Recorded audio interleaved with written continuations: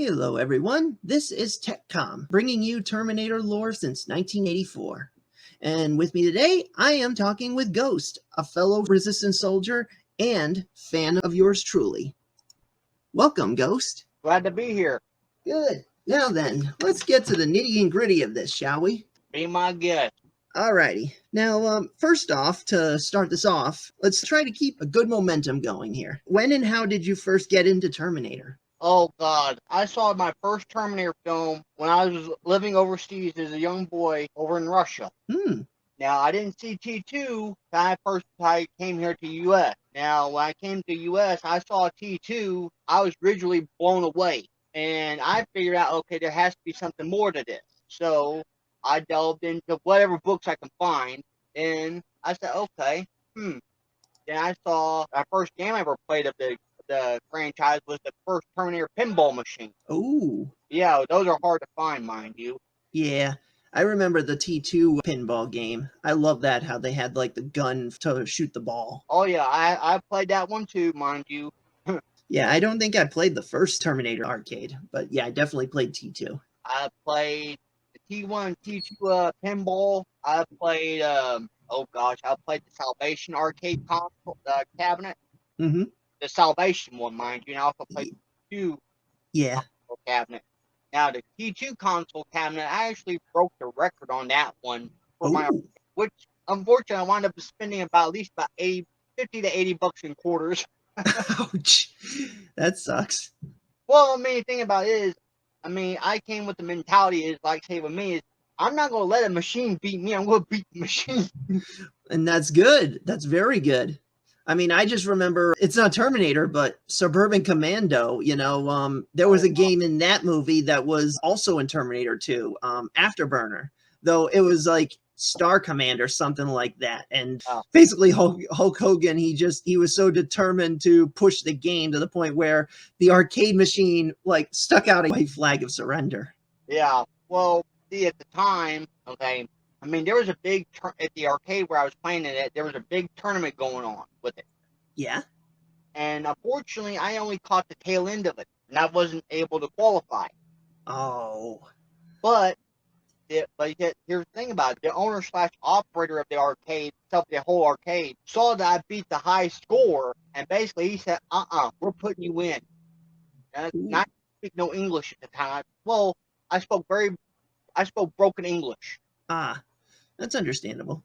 So a little side note is I literally had to teach myself how to speak English by reading comics, and some of the more advanced English I learned was from reading some of the Terminator books. Okay. Yeah, but I won that tournament. Even though I didn't want the recognition for it, I was just some lowly kid who was straight new to the country. But nonetheless, I took the prize and I fucking skedaddled. Well, that's cool. But from there on in, I just became deeply immersed into it. Yeah, when I first saw Terminator, I was still only a kid myself, which is funny because my mom, she thought it would be a good idea to teach me through movies. So she let me watch like R-rated films at 3 to 5 years old, just so that I can learn. And Terminator happened to be one of the first ones I saw. But when T2 came out, T2 was so memorable, I watched that more times than I saw the first one. Yeah. Here's a little unknown fact about one of my native countries of Russia. Okay? Mm-hmm. AI, any version of AI is outlawed in Russia. Wow. And and there is a good reason for that. But let's just say there's a very big incident that happened with that, and I won't go into details because I'm bound by certain legalities. But let's just say it was very unpleasant. Okay. As a kid, I started studying computers, and I got real into it. And seeing how they become so evolved, and my grandmother gave me and all my late brothers the choice: having a computer or having a Super Nintendo. Ooh. So I decided, I'm doing my own due diligence and research, how much it would cost to upgrade the RAM, all the internals. I say, you know what? Heck with that. I'm just going to go straight with the Super Nintendo. Mm-hmm. And the first game I got was T2 Judgment Day. Wow. But now, T2 Judgment Game for the console was good, but it was nowhere near as good, nowhere by far compared to the console. Mm-hmm. Not the console, but the cabinet, the arcade cabinet. And for the longest time, I just became engrossed with it until I started kicking around the idea about, okay, I've seen all the Terminator films past T2, and it's just like, okay, I wanted to learn more. So I just poked around on YouTube looking for Terminator, and then I came around to your channel, and that's when you really started to discuss the nuts and bolts of everything. Yeah.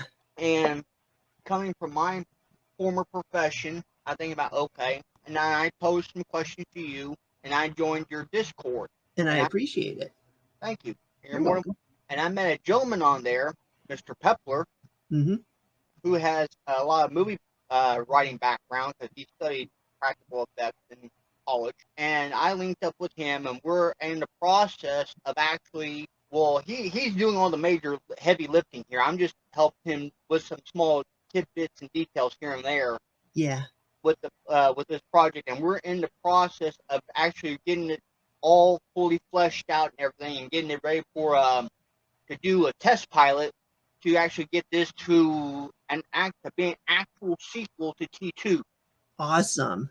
And the thing about it is, what's even better about it is it's going to cover all the Terminator media, going from fan films to comics, everything. We're just like, as James, like what James Cameron wanted to do was Dark Fate was, he just wanted to completely wipe the slate clean, which apparently he dropped the ball. Yeah. But me and Mr. Pepper, we want to give the fans something that they want and deserve. Definitely. And the thing about it is, with Resurrections, is it's not just going to cover the United States; it's going to cover the whole span. And we're talking about going from. You okay there? Ghost? Still with me? Has Skynet tried to cut you from the broadcast? Uh-oh. I'm here. Oh, okay. Yeah, I'm here. I hear you. But for a moment, I thought Skynet got you. Oh, no. But the Resistance first forms in Brazil. If anyone remembers the comics. Oh, yeah, I remember the novelizations definitely said that the Resistance, mostly in Brazil, but yeah, essentially everything south of the equator was pretty much mostly safe from the nuclear blasts of Judgment Day. Okay, I'm back. Anyhow, oh, okay. You there? Yeah, I'm here. Hello? Yeah, I'm here. Can you hear me? Yeah, I can hear you. Sorry okay.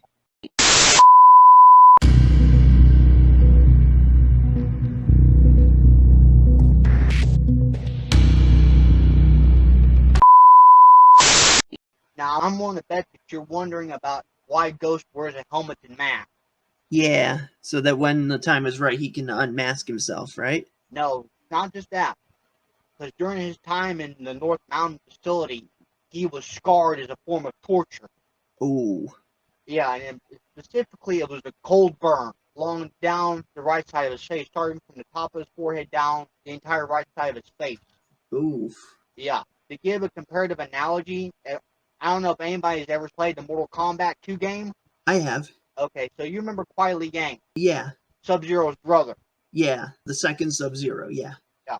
Well, that will be the scar that my character has, but a lot more deeper. Cool. See what I did there? Cool. Yeah. Couldn't resist. By the way, nice Arnold impression. Thank you. All right, everyone. Chill. Mm-hmm. But it's not just that, but also my character brings a unique skill set besides his prior military experience. He also brings his own take of it with his own form of combative, which which basically is his skills of combatives have not been seen by the machines before. Have been pretty much forgotten to the sands of time. And that's what makes it unique, because machines, they fight by brute strength and force. Right? Yeah. Okay. That's what they mostly depend on, yeah. Well, my character doesn't use just brute strength and force. No. He uses his knowledge of human anatomy and human movement. Mm-hmm. And he uses it to his advantage if he has to fight machines unarmed. Mm-hmm. So therefore, it makes him not only versatile, but it makes him more resilient. Yeah.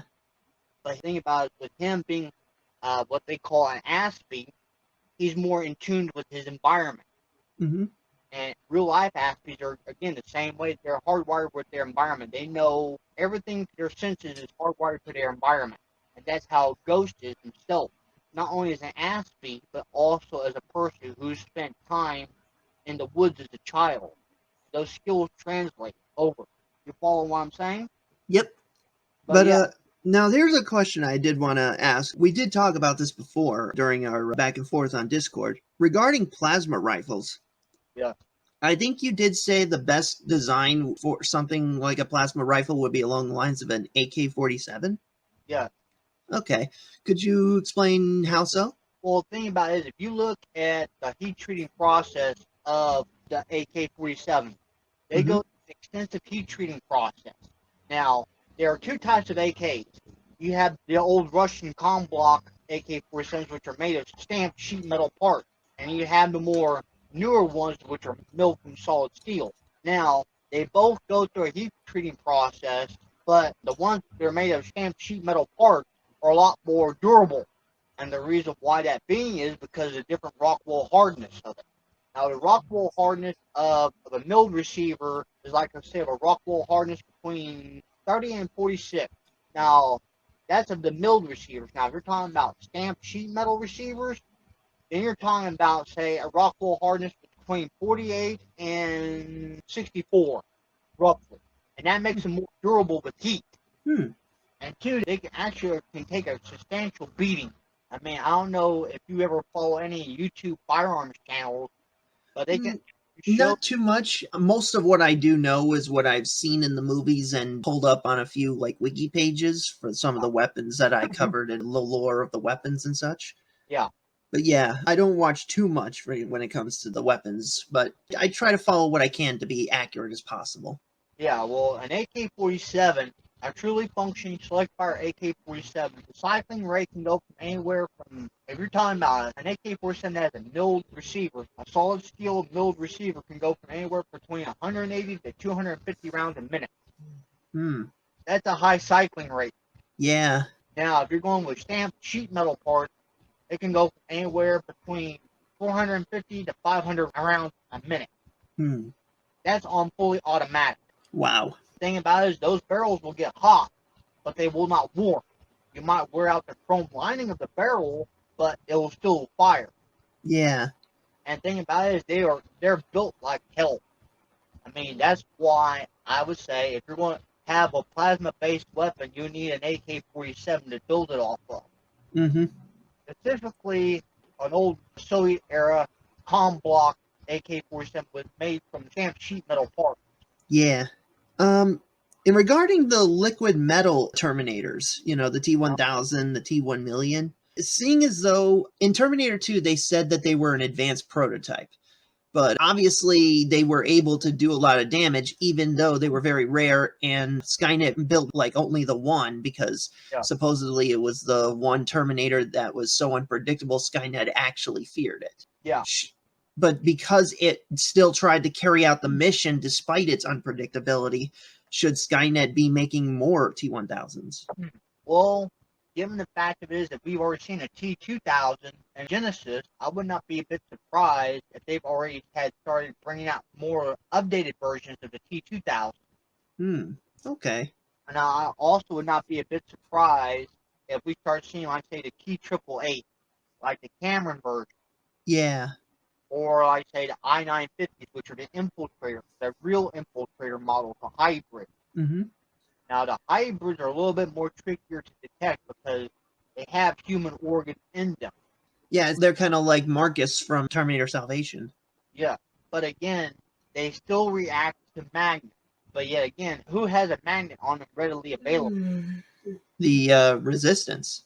Yeah, but who in the Resistance, outside the lab, is going to have a magnet on them readily available? Not many.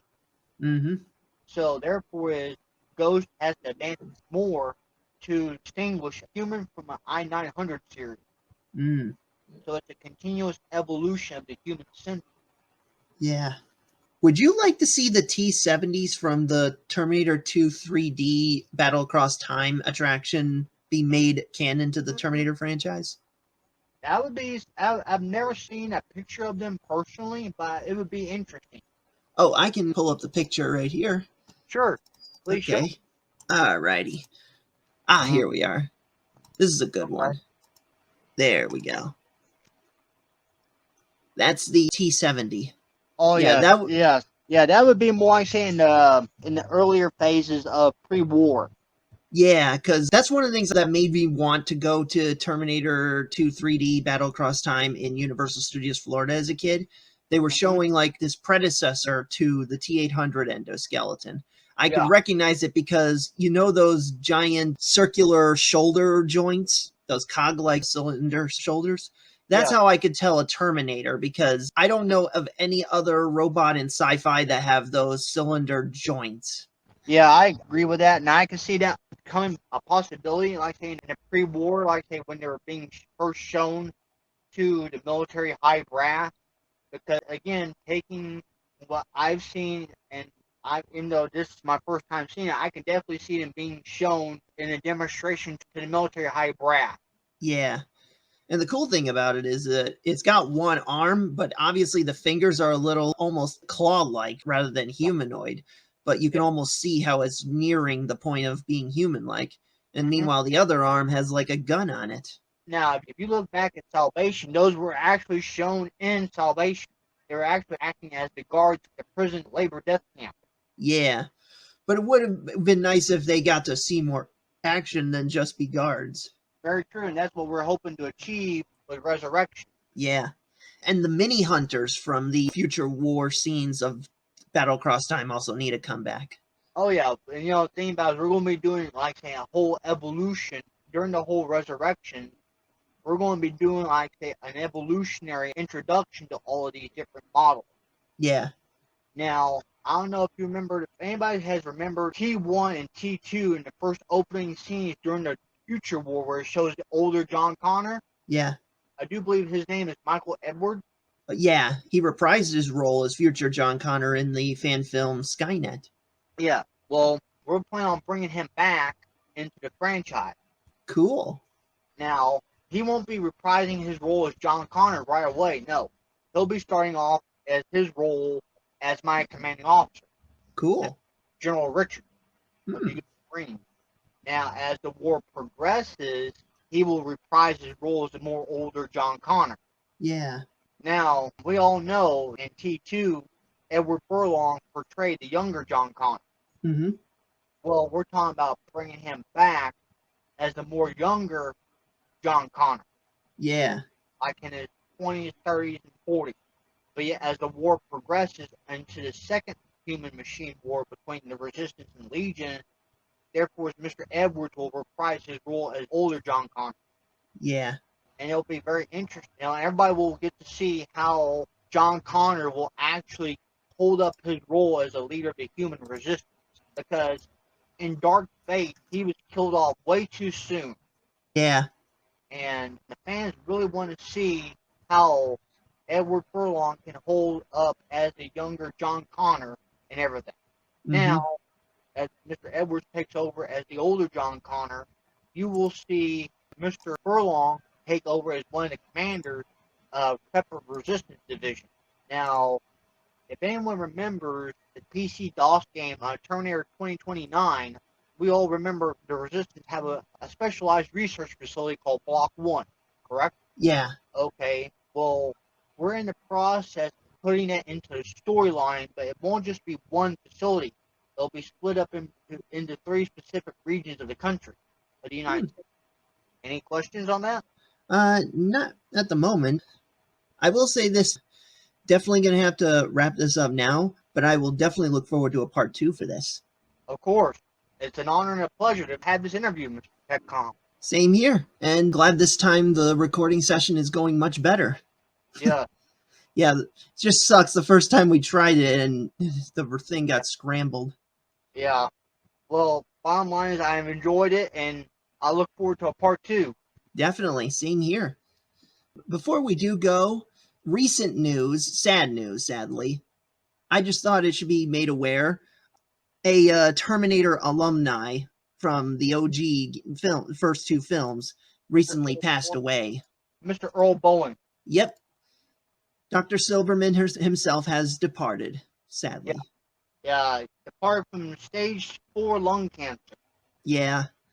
And the thing is, I had my own ideas of what I'd like to see in a Terminator 3 of my own making. Because, don't get me wrong, it was great seeing him again in Terminator 3 Rise of the Machines, along with Arnold Schwarzenegger.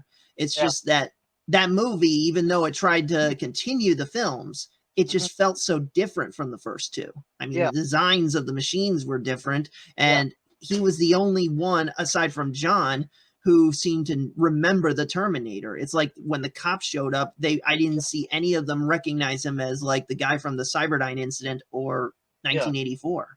Yeah.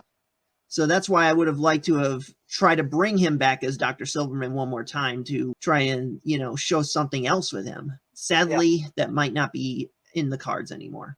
Well, now, me and Mr. Pepler, we're looking at certain actors who could possibly, fill his shoes. But in regards to Arnold, since he's getting up there in age, we're thinking about having his son, Joseph, come in to play as one of Terminator. Cool. Yeah. And, well, hopefully he can do it justice. Oh, trust me. We're taking our sweet time on doing this Resurrections right the first time because, again, we've been let down so many times, it's beyond ridiculous. So yeah, we're wanting to do this just right and not just have this film. Once it becomes a film, we don't want to just have it to ride on the coattails of the first two. No, we want to actually stand up there with the first two successful. Yeah. And also, just a little mentioning, it won't just be me that be having a character in this story. It'll also be Mr. Pepler as well. Mm-hmm. So, yeah. Now, I'm also working with Mr. Pepler, writing a few novels that will actually serve as tie-in novels between T2 and Resurrection. Cool. So, yeah. But I'll discuss more of that in part 2. Sounds like a plan, man. Absolutely. And with that said and done, this is TechCom, bringing you Terminator lore since 1984. And with all that said and done, let us close this out. Come with me if you want to live. There is no fate but what we make for ourselves. Thanks for your cooperation. I'll be back. Hasta la vista, baby.